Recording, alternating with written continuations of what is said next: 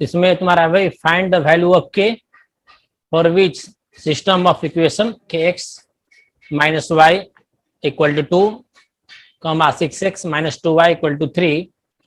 पहला है unique solution, दूसरा नो सोल्यूशन, और थर्ड क्या है, is there value of k which the given system of equation has infinitely many solution. सबसे पहले हम लोग फर्स्ट वाला बना लेते हैं, ठीक ना, फर्स्ट का। तो फर्स्ट में क्या बोला गया, यूनिक सोल्यूशन। तो यूनिक सोल्यूशन के लिए क्या था, a1/a2 not equal to b1/b2 ना। We know that a1/a2 not equal to b1/b2। अब a1 यहाँ पर क्या है, k, तो a1/a2 यानी कितना है यहाँ पर 6 नॉट इक्वल टू b1/b2।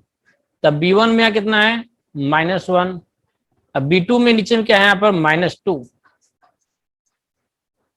ठीक है, b1 में -1 b2 में -2, तो यहाँ कट जाएगा। तो यहाँ पर तुम्हारा आ जाएगा यहाँ पर k/6 not equal to 1/2, then k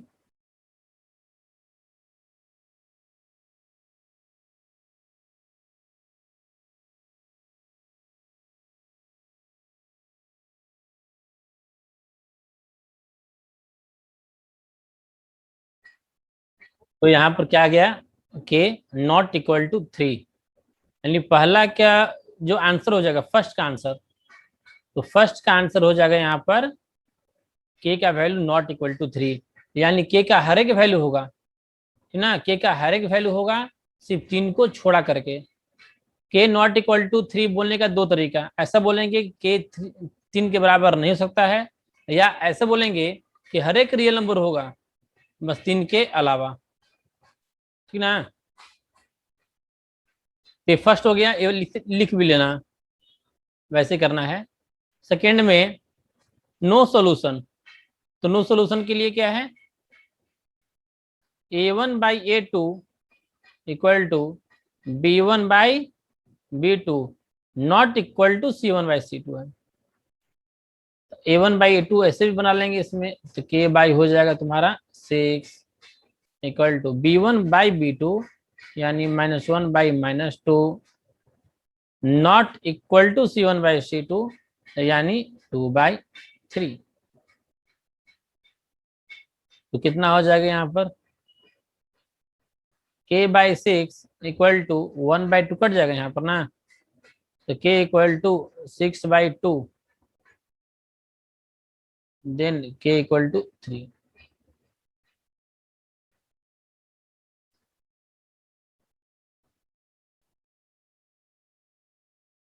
और इसी में और क्या हो सकता है इसमें कि k/6 है नॉट इक्वल टू 2/3 होना चाहिए। एक बार तो 1/2 के बराबर था और 2/3 के बराबर नहीं होना चाहिए, तो उसे सॉल्व करोगे ना तो k not equal to 2 into 6/3 then 3 2 जा 6 then k not equal to 4। तो एक ये आया कि k इक्वल टू 3, अब एक आया कि k जो 4 के बराबर नहीं होगा। क्लियर, तो इसमें ही मेन समझना है कि अभी आंसर क्या होगा।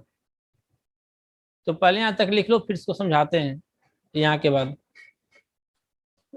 तो दोनों चीज में देखना, तो यहाँ पर जो था, यहाँ क्या बोला कि k 4 के बराबर नहीं होना चाहिए, यानी k 4 के बराबर नहीं होना चाहिए। k 4 के बराबर नहीं होना चाहिए कहने का मतलब क्या हुआ कि k का हर एक नंबर होना चाहिए, मतलब k का वैल्यू 1 भी होगा, 2 भी होगा, 3 भी होगा, √2 भी, √3 हर एक वैल्यू होगा, सिर्फ 4 नहीं होगा, ठीक ना। अब यहाँ क्या बोल रहा है, k का वैल्यू 3 होना चाहिए। अब देखते हैं ये दोनों में कॉमन, इसमें और इसमें क्या देखते हैं, दोनों में कॉमन देखते हैं, ठीक है।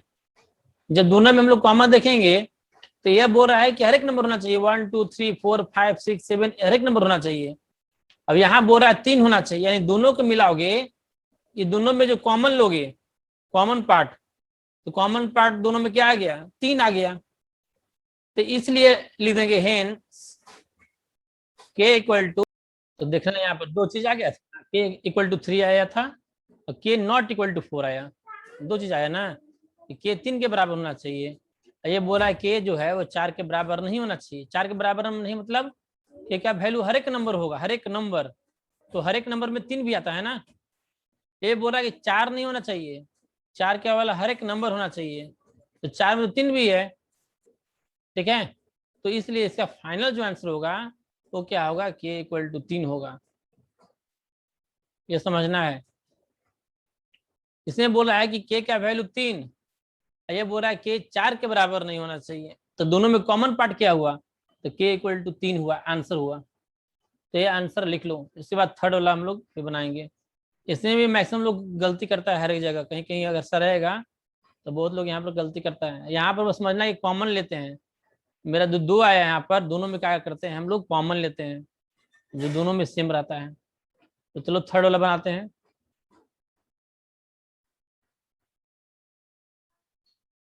इनफिनिटली मेनी सोल्यूशन के लिए a1/a2 equal to b1/b2 equal to c1/c2। तो यहाँ हम लोग बराबर कर लेंगे, तो कितना आया, k/6 equal to -1/-2 equal to c1/c2, यानी 2/3। तीनों बराबर हो गया। तो देखो यहाँ पर क्या हुआ,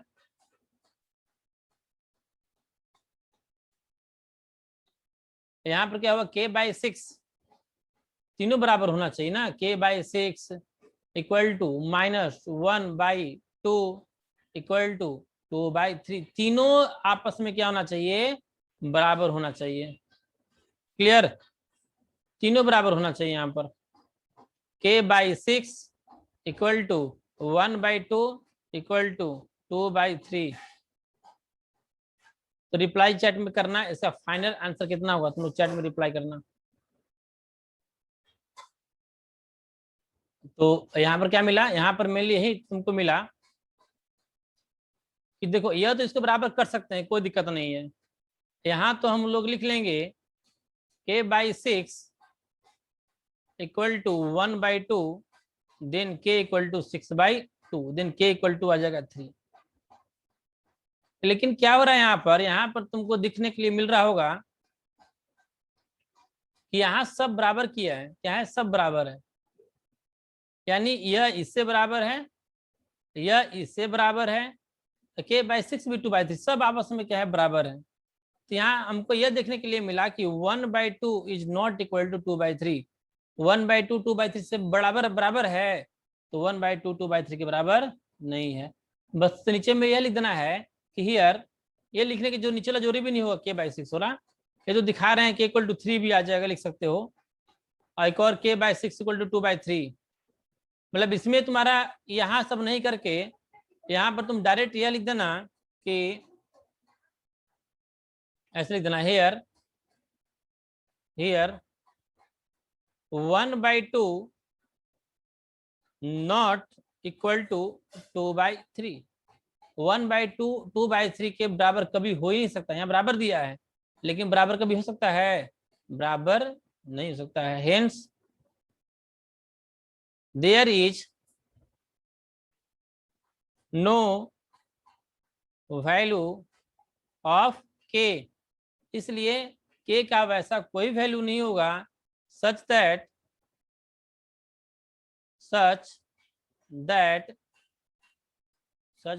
इधर लिख रहे हैं, such that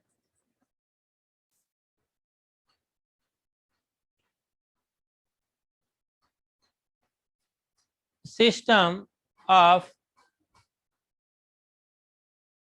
linear equation has infinitely many solution। ऐसे पूरा लिखना है, के इसके बराबर नहीं होगा, इसलिए के का वैसा कोई भी वैल्यू नहीं होगा जिससे वह क्या हो जाएगा, जिससे वह इक्वेशन इनफाइनाइटली मेनी सोल्यूशन देगा। ऐसा कभी पॉसिबल है ही नहीं।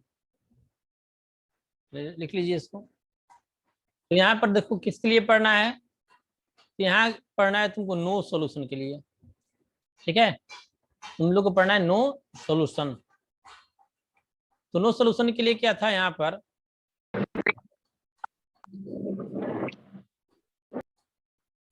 कि नो सॉल्यूशन के लिए पढ़ना है हम लोग के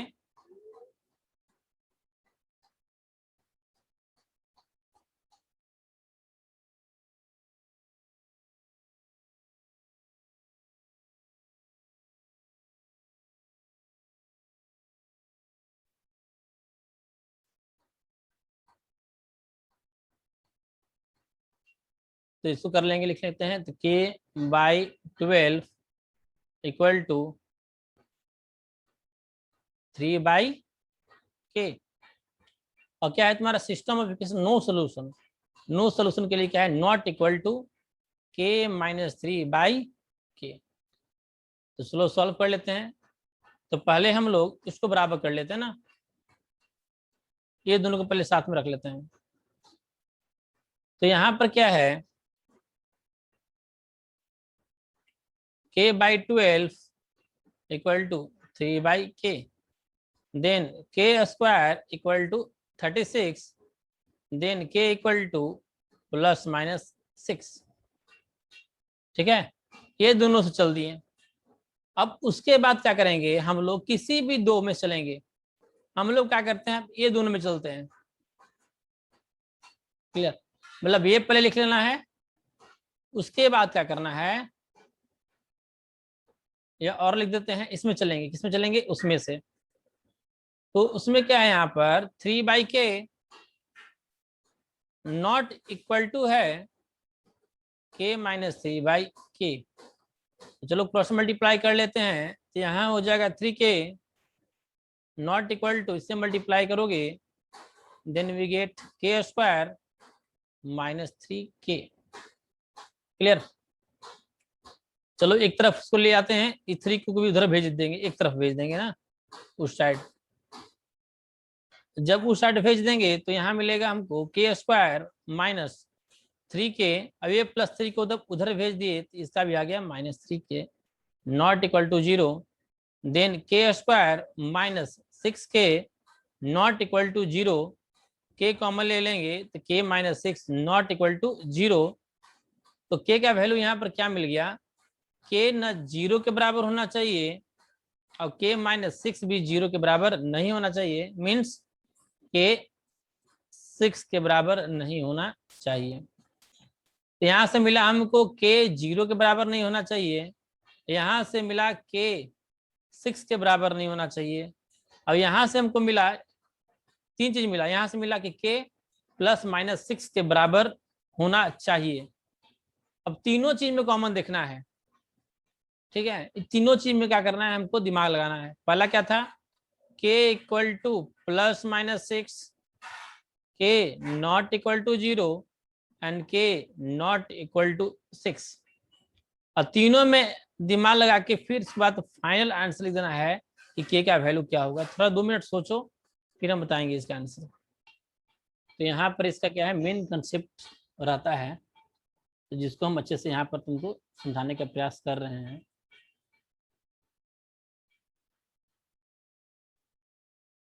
तो तीनों चीज में देखते हैं हम लोग। पहला चीज बोला, क्या बोला गया है कि k का वैल्यू +6, मतलब प्लस में -6 आंसर होना चाहिए।